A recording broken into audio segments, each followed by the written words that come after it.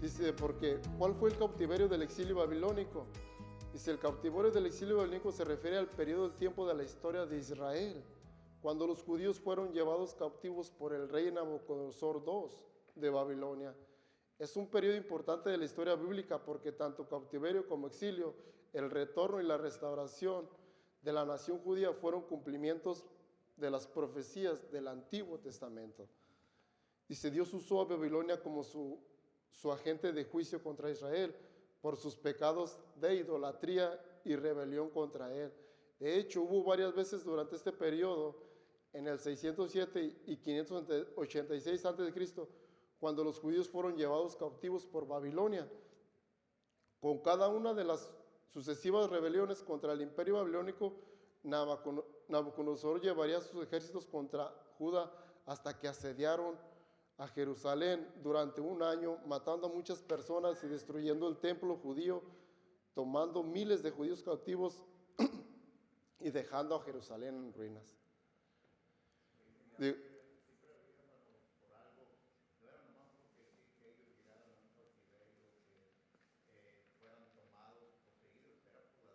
Desobediencia. Es la desobediencia del ser humano. Iban a la idolatría, a hacer cosas que a Dios no le agradaban. Dios usaba esas naciones para castigarnos. Así es. Y así muchas de las veces estamos en el día de hoy. A veces no sabemos por qué viene uno dice pues que Dios no castiga, pero a veces viene el castigo de Dios sobre uno. ¿Pero por qué? Porque somos desobedientes. A veces Dios nos habla tan clarito que uno no entiende, A veces Dios te va a hacer cosas que tú ni te imaginabas. Y digo, si uno no obedece en lo poco que Dios le da, ahora en lo mucho que Dios le da a uno. Pero por eso digo que el pueblo judío, y ¿sabe qué me da a pensar? Me da porque él miraba los milagros de Dios, miraba lo que él hacía cuando lo sacó de Egipto, y aún así se entregaron en idolatría. Son las consecuencias de lo que decidimos hacer en nuestra vida. Y todo Así. lo que decidimos hacer trae consecuencias, pero cuando, por ejemplo, si hago el bien, tiene que haber buenas consecuencias, pero si hago el mal que no queremos entender, o pensamos, ¿por qué me viene? Pero si miramos, por algo nos viene. Exactamente. Y así era el pueblo cuando, me acuerdo de una historia de cuando hicieron el becerro de oro. El hermano de Moisés, Aarón, siendo él el segundo de Moisés, siendo él, conociendo, dijo, espérame aquí con mi pueblo. Y el pueblo no entendió, haznos un becerro de oro. ¿Y qué hizo él? Desobedeció, lo hicieron, y de allí, y fíjese, estaba leyendo esa historia, y fíjese que mismo Moisés derritió el oro y se lo dio a tomar a las mismas personas para que se murieran, que hicieron ese becerro de oro. Digo, gracias a Dios, Dios ahorita no es así con nosotros. Ahorita si tú pecas, Dios te perdona. La gracia de Dios es grande su amor. Pero solamente uno sabe lo que hace, ¿verdad? Y les sigo leyendo lo que dice la historia de Israel. Dice, como se profetizó en las Escrituras, el pueblo judío se le permitiría regresar a Jerusalén tras 70 años de exilio. Esa profecía se cumplió en el año 537 a.C. El rey Ciro de Persia autorizó a los judíos a regresar a Israel, que ya lo hemos visto, ¿verdad? En la historia del hermano Luis nos ha explicado. Dice, y comenzar a reconstruir la ciudad y el templo. El regreso bajo la dirección de Esdras condujo a un avivamiento entre el pueblo judío y a la reconstrucción del templo. Dice que bajo el reinado de Nabucodonosor II, el imperio babilónico se extendió todo el Oriente Medio, Y alrededor del año 607 a.C., el rey Joacim de Judá fue forzado a la sumisión, convirtiéndose en el siervo de Nabucodonosor. Segunda de Reyes 24:1, ahí lo dice. Dice, fue durante ese tiempo que Nabucodonosor tomó muchos de los mejores y más brillantes jóvenes de cada ciudad en Judá y cautiverio, incluyendo a Daniel, Ananías, Sadrach, Misael, Azarías. Dice, después de 3 años de servir a Nabucodonosor, Joacim de Judá se rebeló contra el imperio babilónico y una vez volvió a Egipto en busca de apoyo a lidiar con el problema. Al llegar a Jerusalén, alrededor de marzo del año 597, dice, Nabucodonosor sitió Jerusalén tomando el control de la zona, saqueándola y tomándolos cautivos.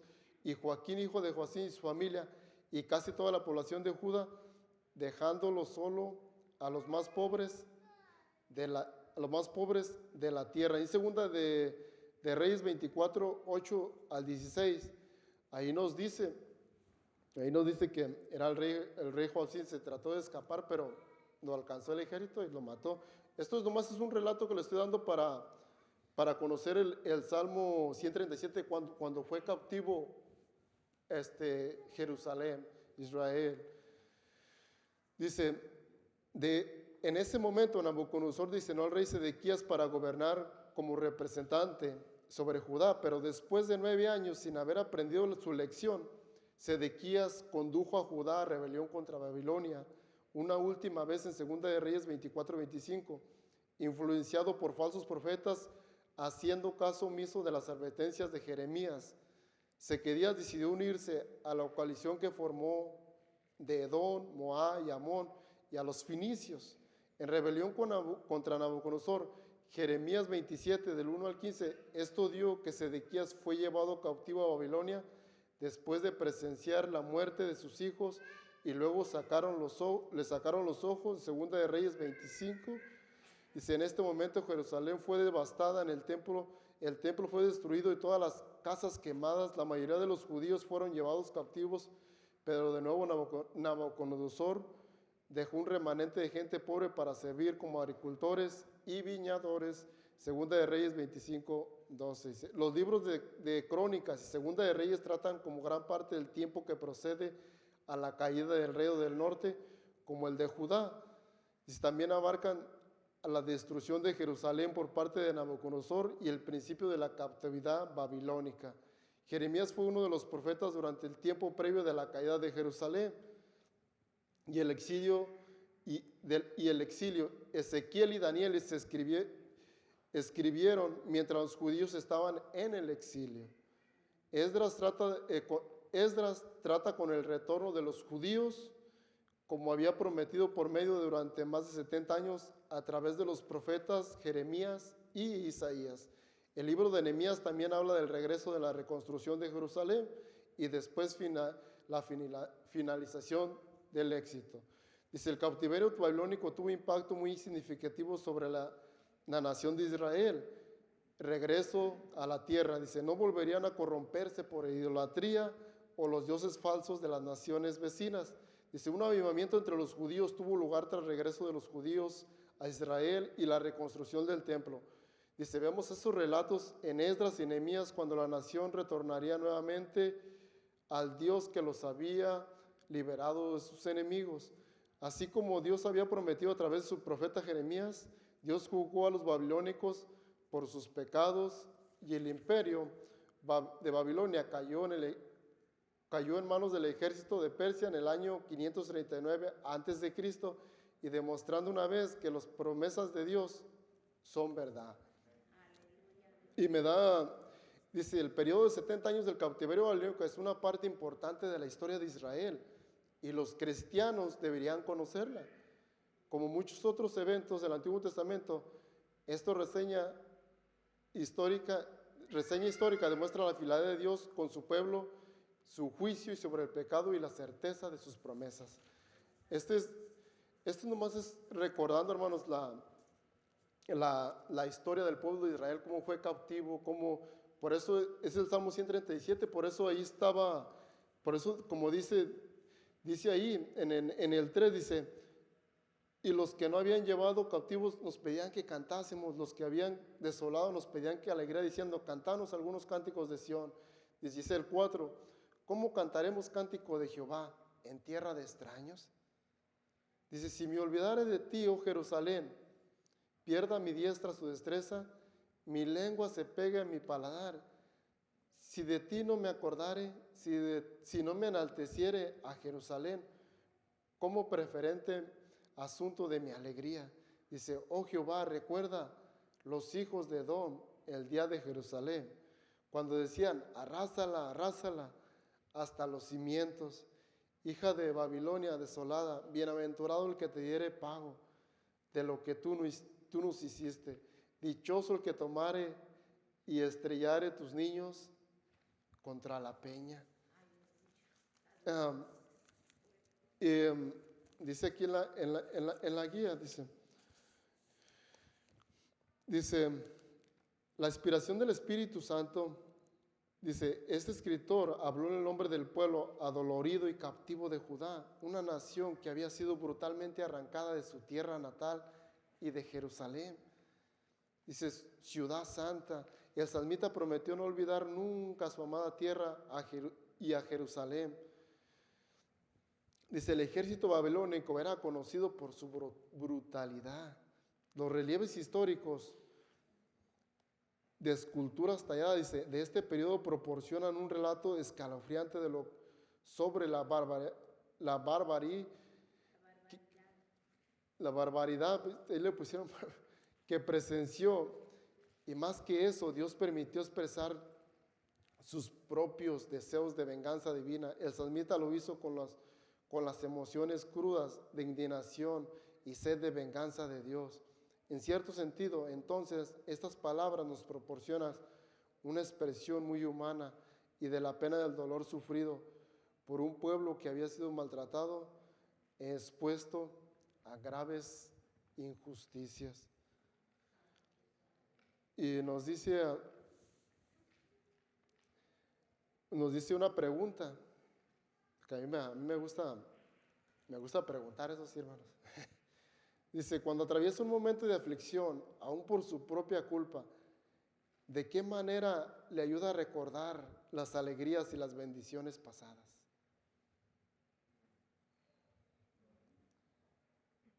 ¿Tenemos aflicciones? ¿Y de qué manera nos ayuda a recordar esas alegrías y bendiciones?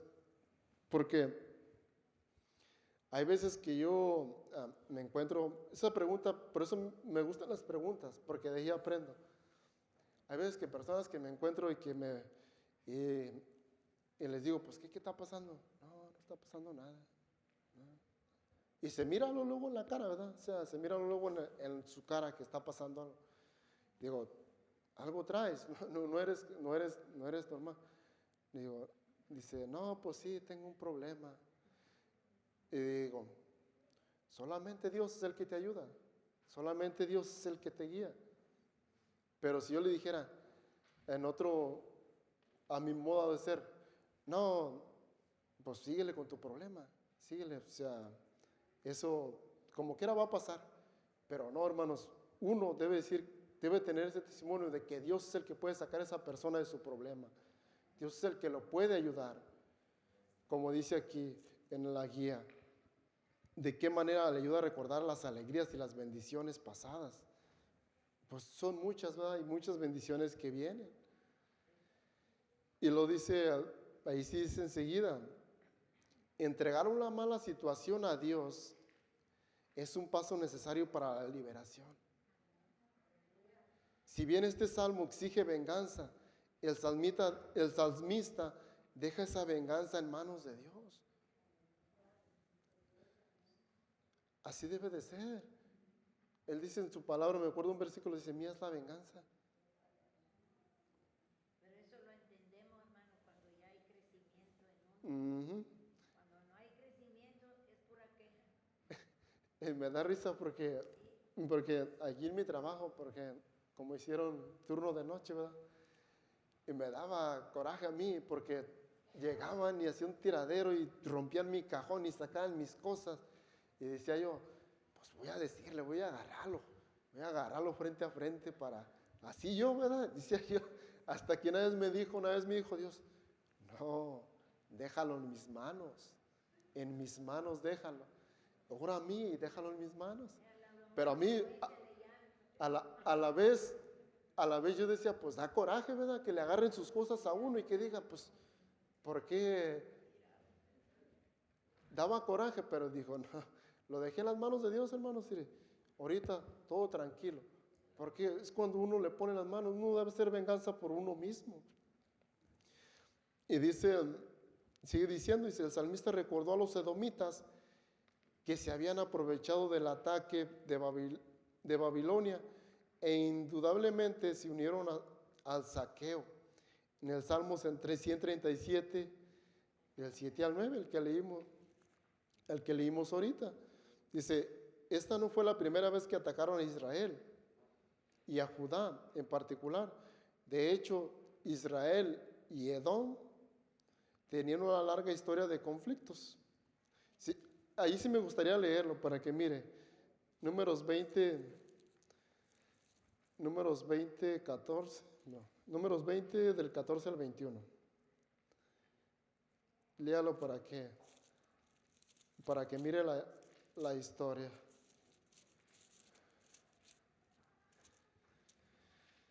Del 14 al 21 para... Si ya lo tiene, diga un amén. Dice, y envió Moisés embajadores al rey de Edom, desde Cades, diciendo, así dice Israel tu hermano, tú has sabido todo el trabajo que nos ha venido, como nuestros padres descendieron a Egipto y estuvimos en Egipto largo tiempo y los egipcios nos maltrataron y a nuestros padres, y clamamos a Jehová, el cual oyó nuestra voz y envió un ángel y nos sacó de Egipto. Y aquí estamos en Cades, ciudad cercana a tus fronteras. Dice el 17, dice, te rogamos que pasemos por tu tierra. No pasaremos por la labranza ni por viña, ni beberemos agua de pozos, porque el camino real iremos, sin apartarnos a diestra ni a siniestra, hasta que hayamos pasado tu territorio. Dice, Edom le respondió, no pasarás por mi país, de otra manera saldré contra ti armado. Y los hijos de Israel dijeron, por el camino principal iremos, y si bebiéremos tus aguas, yo y mis ganados daré el precio de ellas. Déjame solamente pasar a pie y nada más. Pero él respondió, no pasarás. Y salió Edom en contra él con mucho pueblo y mano fuerte, y no quiso pues Edom dejar pasar a Israel por su territorio, y se desvió Israel de él. ¿Sabe quién era Edom?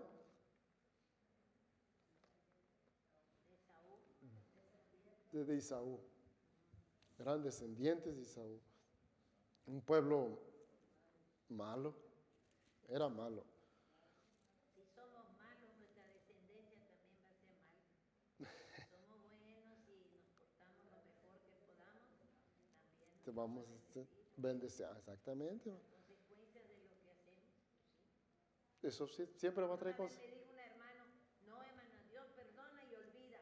Oh, sí, tus pecados que ya hiciste, pero si estás de sinvergüenza, vas a pagar tu resultado. Porque una cosa es pecar cuando no sabe y otra es sabiendo que está mal y haciendo. Hay doble o triple castigo. Ah, y así es, hermana, porque así le pasaba al pueblo de Israel. Era desobediente y pecaba a lo más. Ese fue el castigo de ellos. Dice el versículo 8 y 9, dice, son difíciles de entender sin reconocer que el salmista estaba clamando no por venganza personal, sino por retribución divina contra un enemigo de Dios y de su pueblo. Al hacerlo, y se nos proporciona una imagen espantosa de lo que Judá había experimentado en manos del ejército babilónico. Tales acciones fueron parte de la brutal injusticia que Israel había soportado. Y así el salmista declara, dichoso el que pagara a Babilonia por su crueldad contra el pueblo de Dios. Lo que Babilonia hizo al pueblo de Judá fue una matanza inspirada en demonios.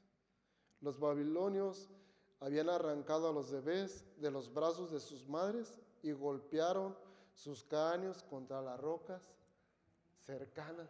Imagínense cómo los agarraban, ¿verdad? Quebraban los cráneos. Lo dice el versículo 9 del Salmo 137. Ahí lo está diciendo. Dice, lo que el samita pidió en el versículo 9 no es devolver el mal, el sentido humano de venganza, pagando con la misma moneda, sino que aplaudía la retribución divina y los agentes que la administraran. Dios nunca endosaría tal destrucción de la vida humana inocente. En 2 de Reyes 16:13, Dios creó la vida humana a su imagen. Génesis 1:26 dice, y denunció la maldad y el sacrificio de los niños. Ahí en Jeremías 19:5 dice, como una abominación que él jamás concibió. Esta forma de idolatría era aborrecible para Dios. Había castigar su crueldad al hacer que ellos recogieran lo que habían sembrado. Ujú. Ellos mismos sabían, se lo habían ganado lo que estaba pasando por la desobediencia que habían tenido. Y así Ahora dice, Dios, aquellos hombres estaban actuando con una crueldad tremenda que a su tiempo recibieron su castigo por aquello, mas sin embargo ellos mismos, todo eso que les pasaba era porque ellos se lo habían buscado, estaban cosechando y exactamente, y así nos dice en el Nuevo Testamento también, lo que siembras, a cosechar. Así es, hermano.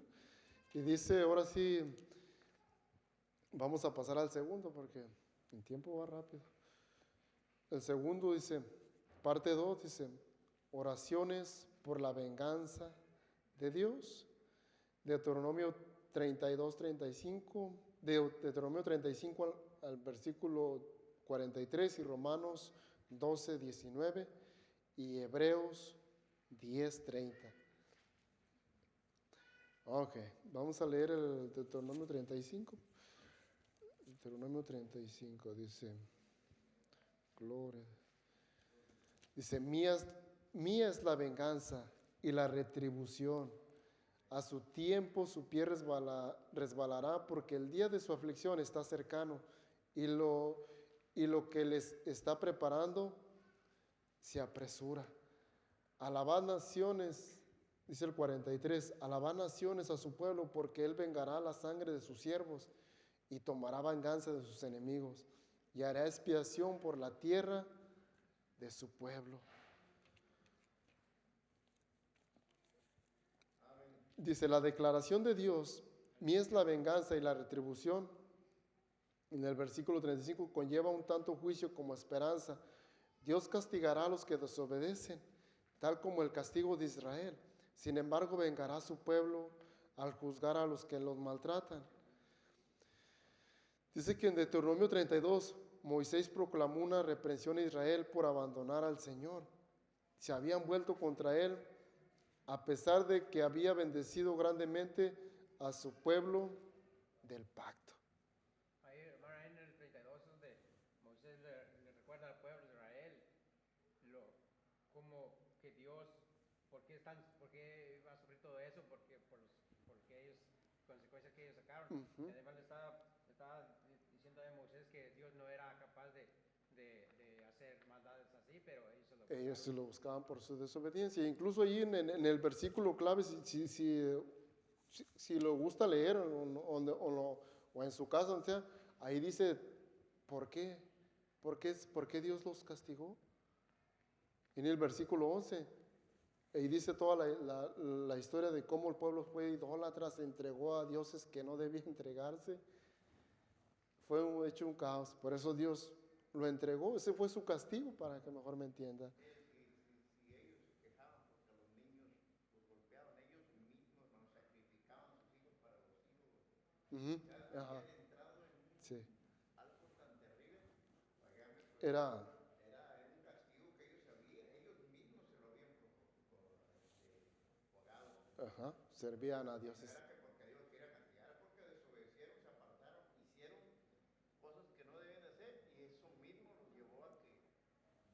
Dios los mandara. Dios Y los- aparentemente se mira, ay, que por qué Dios, no es que Dios lo quisiera hacer, es porque ellos se lo buscaron. Lo que yo me busco es por mi propia cuenta. A mí Ujú. lo que Dios quiere es bendecirme, Exactamente. ¿me entiende? Pero mi rebeldía, mi desobediencia, o lo que usted quiere, la que me hace que yo me ponga en contra de la norma que Dios me Ajá, exactamente. Es que eso mismo lo vamos en el primero, cuando estaba diciendo de monitas, de los edomitas. Ellos también se buscaron eso hasta el día de hoy, porque por no dejar pasar al pueblo de Ajá. por ahí. Eso es lo que les pasó, nada más por eso, nada más por eso. Nada más por eso Bueno, está. otras cosas que ellos hacían malas también, pero por esa causa. Pues No, todo lo que hace uno vienen los consecuencias. Ujú. Sí, que todo tiene su consecuencia. Sea bueno, sea malo, todo trae su consecuencia a la larga. Ujú. Cuando ¿Cómo? nos pasan cosas a nosotros, no debemos preguntar por qué me pasa, debemos decir, Señor, perdóname y ayúdame, ¿qué estoy haciendo? ¿Por qué estoy pagando desobediencia? A lo mejor estoy haciendo algo serio, estoy desobedeciendo a Dios y por eso me pasa la cosa. Aleluya. Ujú. Y ahora digo yo, pues, ¿qué dice la Biblia acerca de la venganza? Y yo decía, pues, ¿quién sabe? Y lo estudié y buscaba y dije, pues voy a decir algo. Dice, la Biblia tiene mucho que decir acerca de la venganza, tanto en el hebreo como en el griego. Las palabras que se traducen para venganza son revancha o desquite. Tienen mucho significado principal del día de idea de castigo. Esto es vital para entender por qué Dios se reserva para sí mismo el derecho de vengarse. Dice que el versículo clave de esta verdad se encuentra en el Antiguo Testamento y se menciona 2 veces en el Nuevo Testamento. Dios dijo, mía es la venganza y la retribución, y a su tiempo y su pie resbalará, porque el día de su aflicción está cercano, y, lo que está preparando se apresura. Deuteronomio 32:35, Romanos 12:19, Hebreos 10:30. Y si en Deuteronomio Dios habla de los israelitas obstinados, rebeldes e idólatras, que lo rechazaron y provocaron su ira con su maldad, prometió a sí mismo vengarse de ellos en su tiempo y según sus propias motivaciones puras y perfectas. Los 2 pasajes del Nuevo Testamento se refieren al comportamiento del cristiano, que no deben usurpar la autoridad de Dios. Más bien debemos permitirle que juzgue rectamente y derrame su castigo divino contra sus enemigos a su antojo. Solamente Dios, dejarlo en las manos de Dios. Es cuando Jesús, no me acuerdo, en un versículo de la Biblia dice que lo maldecían. Cuando te maldicieran, él respondía con bendición. ¿Y cuántas veces a nosotros también así nos pasa que nos digan de todo y nos enojamos, ¿verdad? Nos enojamos y decimos, no, pues ¿cómo?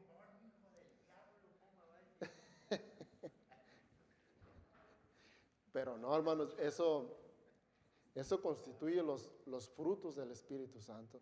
Por eso uno va creciendo, uno va, ujú, uno va creciendo, unos crecen más rápido, otros crecen más lento, pero vamos creciendo. El chiste es crecer, de que no te quedes con ahí mismo, que vayas entendiendo la palabra. E incluso, si usted no entiende algo, ahí está el hermano Luis, el hermano Jorge, la hermana Elsa, ellos entienden mejor que uno. Y se quita de esa duda, porque si usted se queda con la duda, siempre va a estar allí para no decir otra palabra, ¿verdad? Duda porque nunca sobresale.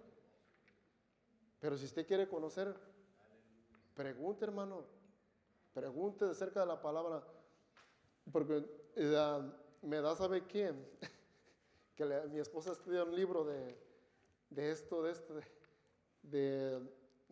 para los jóvenes. Y me decía una pregunta que yo no entendía y estaba confundido. No sé si usted lo estaba leyendo, hermano. De que dice que la última trompeta es la segunda venida de Cristo. Parece que decía la pregunta. La última trompeta. Dijo, no, ni es el arrebatamiento, porque también dice que el arrebatamiento. Y decía, no es eso. Y estaba confundido, le estaba explicando, mira, aquí dice que la segunda trompeta es la voz del Señor, cuando Él va a recoger su pueblo. Pero dice de la trompeta, y nos quedamos confundidos. Y no, hombre, resultó que era un libro sabatista. Y le dijo, y pues yo no le entendía, dijo, pues ¿cómo? No, pues, dijo, ¿cómo que este libro? No, pues este es un libro, le dijo a la hermana, dijo, estos son libros, porque yo pues, me confundía, ¿verdad? Dijo, Cuando alguien no cree en algo que usted cree, entonces lo confunden. ajá, Porque ellos lo enseñan de otra manera. Y no, si va la palabra, se dan cuenta que está mal. está mal, exactamente. Y yo por eso les digo, es bueno preguntar para que no se quede con la duda, para que conozca más. Y dice, sigue diciendo, dice, hay solo dos momentos en la Biblia cuando Dios les da permiso a los hombres de vengarse en su nombre. En primer lugar, después de lo que los madianitas cometieron hechos terribles y violentos contra los israelitas, la copa de la ira de Dios contra los madianitas se llenó y ordenó a Moisés que condujera al pueblo en una guerra santa contra ellos. El Señor es Dios celoso y vengador. El Señor es vengador, lleno de indignación. Se venga de sus adversarios y guarda enojo para sus enemigos. Números 31 del 1 al 2. Dice aquí de nuevo Moisés no actuó por iniciativa propia. Él simplemente fue un instrumento para llevar a cabo el plan perfecto de Dios bajo su guía e instrucción. Dice, segundo, dice, los cristianos deben estar sujetos a los gobernadores que Dios ha puesto sobre nosotros. Dice, porque son instrumentos para castigo de los malhechores. Dice en primera de Pedro 2, del 13 al 14, dice, como el caso de Moisés, estos gobernantes no deben actuar por su propia cuenta, sino que están para llevar a cabo la voluntad de Dios para el castigo de los impíos. Dice el tentador, dice, es tentador tratar de asumir el papel de Dios y castigar a quienes creemos que no lo merecen.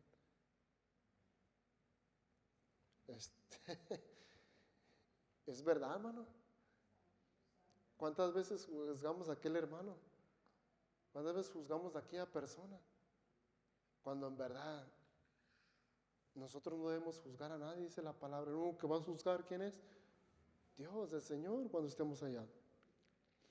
Dice, pero como somos criaturas pecaminosas, es imposible para nosotros el vengarnos con motivos puros. Esta razón por la que la ley mosaica tiene el mandamiento de no vengarás ni guardarás rencor a los hijos de tu pueblo, sino amarás a tu prójimo como a ti mismo. Yo el Señor, dice Levítico 19, 18, e incluso David, un hombre conforme al corazón, primera de Samuel 13, 14, se negó a tomar venganza sobre Saúl. Aunque David era el inocente y que había agraviado a David, se sujetó a la orden de Dios y le dio a renunciar a la venganza y confiar en él. Dice, juzga el Señor entre tú y yo, véngueme de ti el Señor, pero mi mano será contra ti. Dice, como cristianos tenemos que seguir el mandato del Señor Jesús, amar a nuestros enemigos y bendecir a los que nos maldicen. Mateo 5:43, dejando la venganza a Dios. Así debe de ser, hermano. Y acá le sigo leyendo en la guía, porque dice que esto es cuando era la venganza de Dios sobre su pueblo Israel. Dice aquí en el Salmo, dice, el Salmo 69, el salmista, representando a la nación de Israel, clamó al Señor para ser liberado de sus enemigos. Notamos que apeló al Dios que guarda el pacto, conocido por su bondad, misericordia y piedad. El salmista habla como alguien que está en gran angustia y dolor, que no encuentra compasión de los enemigos que lo rodean. Curiosamente, el salmista que adopta el papel del siervo justo y sufriente de Dios, habla de manera profética acerca del siervo sufriente, nuestro Señor Jesucristo, cuyos sufrimientos en la cruz incluyeron la descripción específica que encontramos en el versículo 21. Veas en Mateo 27, 34 al 48. Si quiere, bueno, yo ya lo leí, pero si quiere leerlo, dice ahí que es cuando el Señor Jesús estaba crucificado y aún así la gente dice, bueno, si quiere leerlo, hermanos, ya búsquelo, Mateo 27, 34 al 48.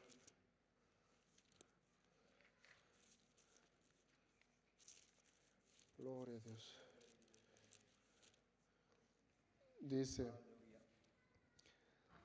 Dice, le dieron a beber vinagre mezclado con hiel, pero después de haberlo probado, no quiso saberlo. Cuando lo hubieron crucificado, repartieron entre sí sus vestidos, echando suertes, para que se cumpliese lo dicho por el profeta.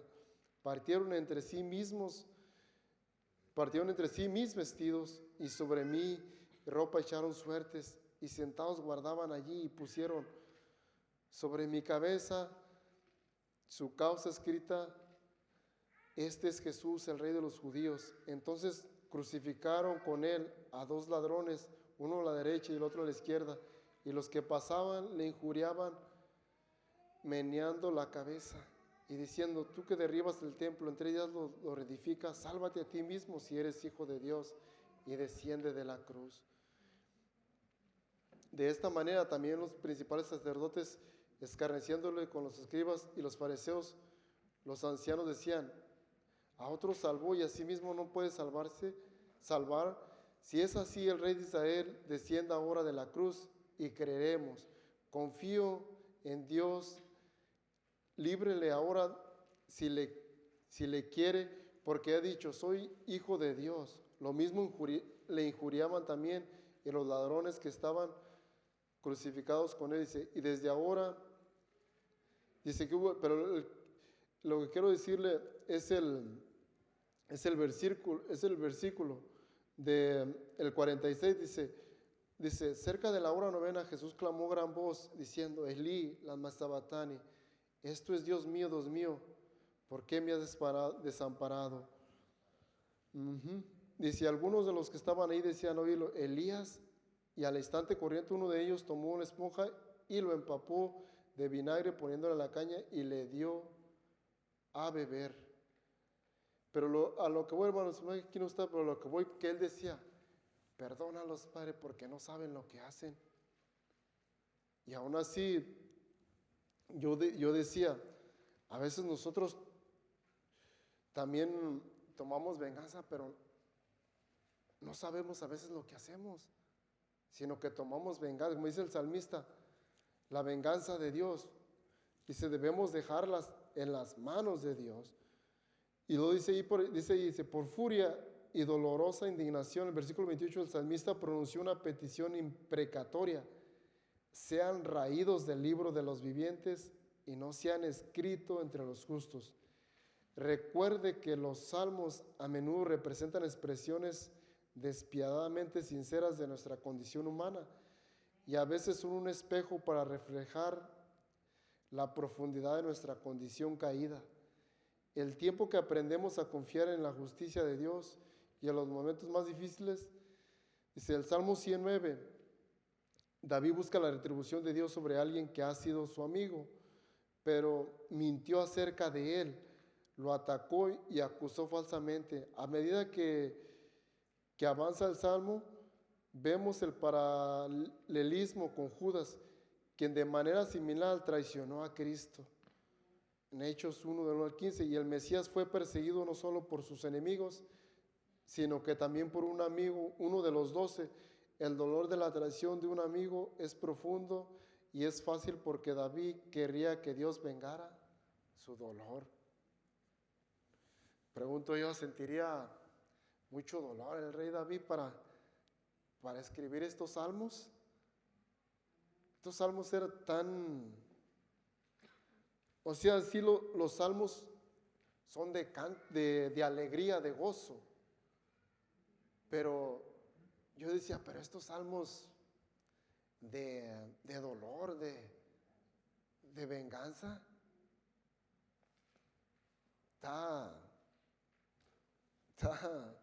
yo más me quedaba a pensar, pues solamente Dios sabe por qué los escribía el rey David, por el dolor yo creo que sentía de su pueblo, o de lo que, sí, pues de lo que hacía su pueblo. Hermano, aquí David estaba clamando por sus peores enemigos que tenía aquí. El rey David era Moab, Edom y Filisteo.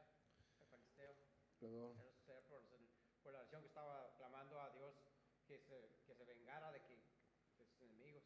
Y ellos eran sus peores enemigos que tenía ahí. Que tenía David.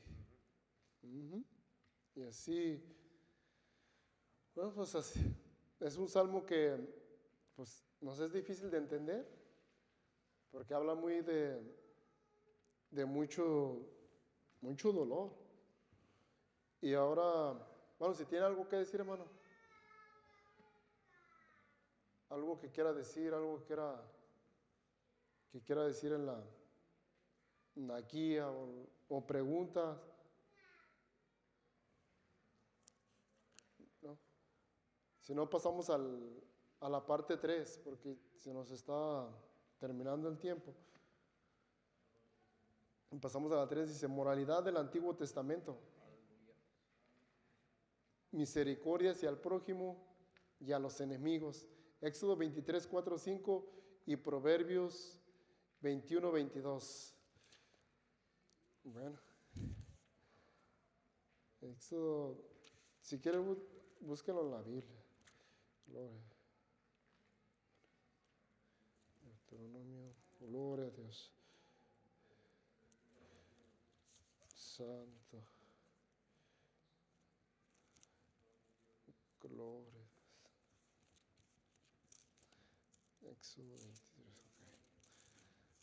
ok. Éxodo 23.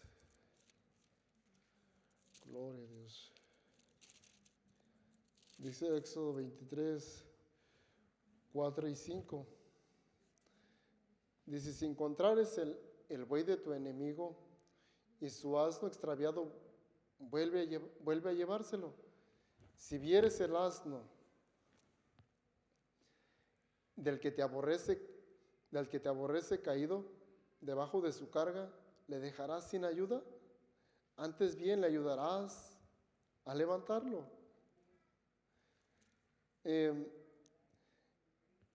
Y dice Proverbios 21, 22, lo creo. Gloria a Dios. Proverbios 21, 22.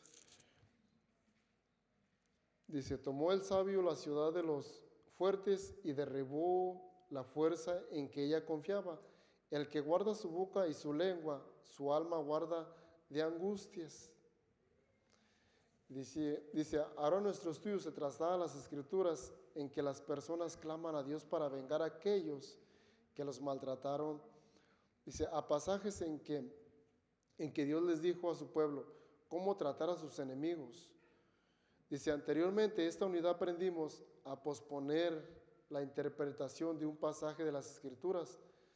Hasta hemos examinado su contexto más amplio dentro de las escrituras. Es decir, para sacar nuestras conclusiones debemos esperar hasta que veamos el resto de la escritura. El resto de la escritura enseña sobre el tema en Éxodo 23, 4 y 5. Representa un buen ejemplo de este principio de interpretación bíblica. Si bien algunos podrán verse tentados o mirar solo en el Nuevo Testamento, necesitamos ver qué dice el Antiguo Testamento y cómo debemos tratar a nuestros enemigos e incluso a nuestros vecinos cuando nos odian y abusan de nosotros. No solo debemos hacer mal por mal. Dice Romanos 12, del 17 al 21.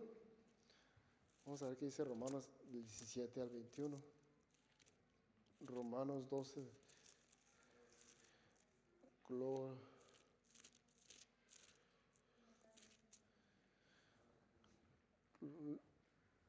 Dicen, no paguéis a nadie mal por mal, procurad lo bueno delante de todos los hombres. Si es posible, en cuanto dependa de vosotros, estar en paz con todos los hombres. No os venguéis vosotros mismos, amados míos, sino dejar lugar a la ira de Dios, porque escrito está, mía es la venganza, yo pagaré, dice el Señor. Y dice el 20, así que si tu enemigo tuviere hambre, dale de comer, y si tuviere sed, dale de beber, pues haciendo esto, ascuas de fuego amontonas sobre su cabeza. No seas vencido de lo malo, sino vence con el bien